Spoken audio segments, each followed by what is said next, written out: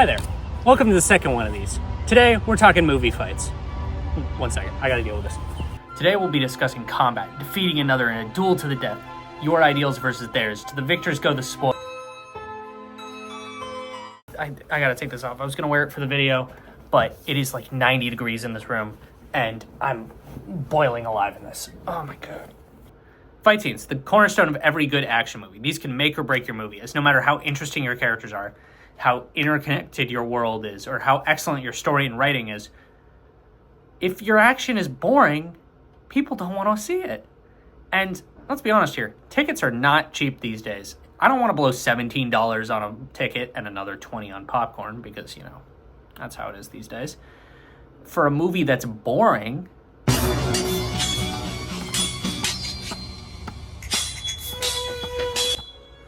this blows. Over the last couple months, we've had to watch a lot of movies for this class.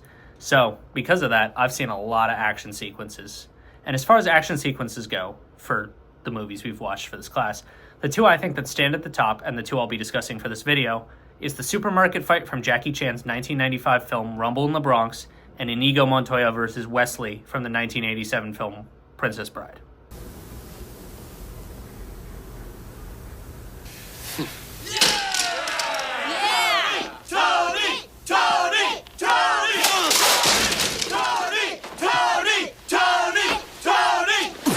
Seem a decent fellow. I hate to kill you. You seem a decent fellow. I hate to die. Begin. In this movie, Jackie Chan plays the role of Kyung, a Hong Kong cop who travels to New York to attend his uncle's wedding, but ends up having to put a stop to an organized crime ring. Normal New York trip stuff. The fight begins when Kyung tries to stop a group of bikers from harassing a woman in a supermarket. The bikers then attack him, and a chaotic fight scene ensues. Kyung uses his martial arts skills and his surroundings to fight off the bikers. Hi, editing Archer here. I messed up. When I mentioned the supermarket fight, I'm actually talking about a later fight in the series, which is the hideout fight. It's never brought up by name again, so it's not really a problem. My bad. Fight scenes provide the writer with a unique opportunity to show the audience how your characters think, move, and react. For example, Jackie Chan's character is constantly moving around, throwing punches, kicks, more.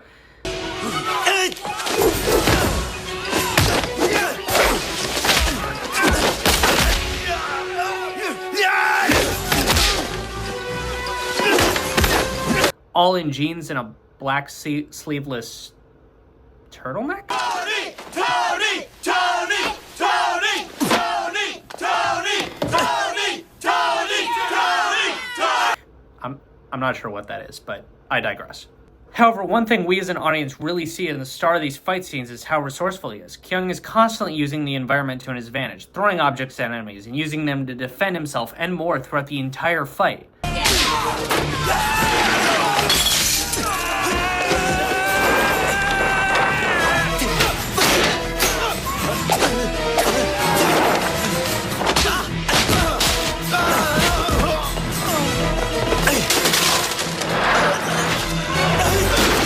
This tells us a lot about a character, how he thinks, and which is an incredibly important insight to have into a character like this, where character building is not always as prominent in movies like this, where there's no monologue telling us his motivations and all that.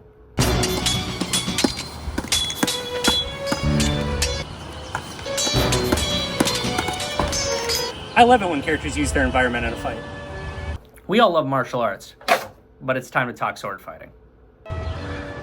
I need to pull a Princess Bride and like disappear for like 8 years or something, be like thought as dead, and then come back as like a pirate, you know? Yeah. Like a masked pirate. I think that'd fix me.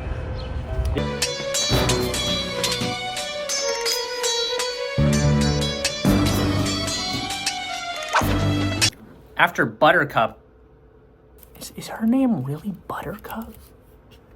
Is her name really Buttercup? Is kidnapped by the three antagonists, the main character Wesley has to go after them to save her. At the top of the mountain, he is confronted by the first of the three, a swordsman who introduces himself as Inigo Montoya.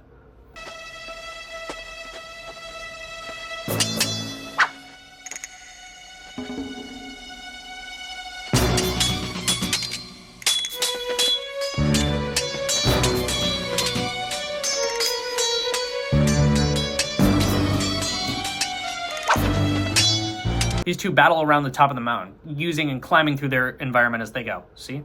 The environment thing again. You are wonderful. Thank you. I've worked hard to become so. The audience quickly learns that both Inigo and Wesley are very much men of honor, as they do their best to fight on even terms with their opponents, even to the detriment of themselves, just to have a fair and honorable duel.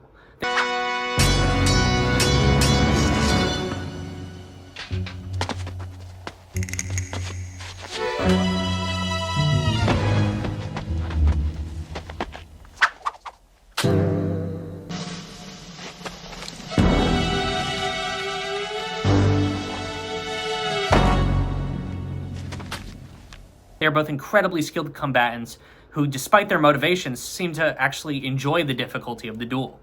May I? I thought it fitting, considering the rocky terrain. Naturally. You must expect me to attack with Capaferro. Naturally. But I find that Tybalt cancels out Capaferro. Don't you? Unless the enemy has a study, he's a Grippa.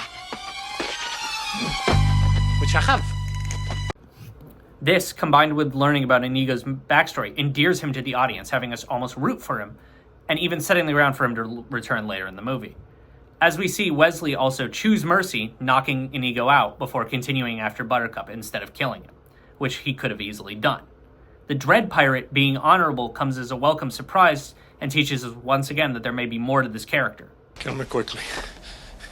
I would soon destroy a stained glass window as an artist like yourself. However, since I can't have you following me either. Please understand, I hold you in the highest respect. Overall, while Rumble in the Bronx and The Princess Bride both showcase memorable fight choreography, they use it to achieve different effects. Jackie Chan's dynamic, risk-filled action emphasizes physical ingenuity and creativity, while The Princess Bride's elegant, theatrical duels serve to build character relationships and enhance the story's fairy tale charm. Fight and action scenes could be some of the best opportunities for character and relationship building, proven they are written well. Length can also be a huge factor in the reception of a fight. If a fight is too short, it's hard to have the character work in there.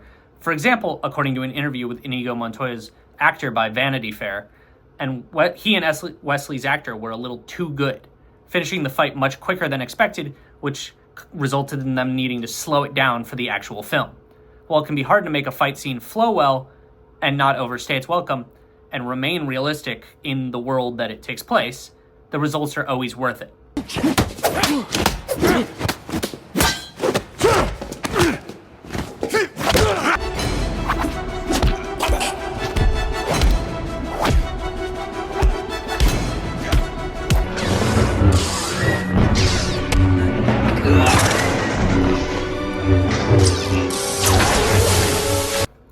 Well, I promised my rival I'd duel him to the deaths on the cliffs up top in about 20 minutes or so I need to get out of here. But thank you for watching.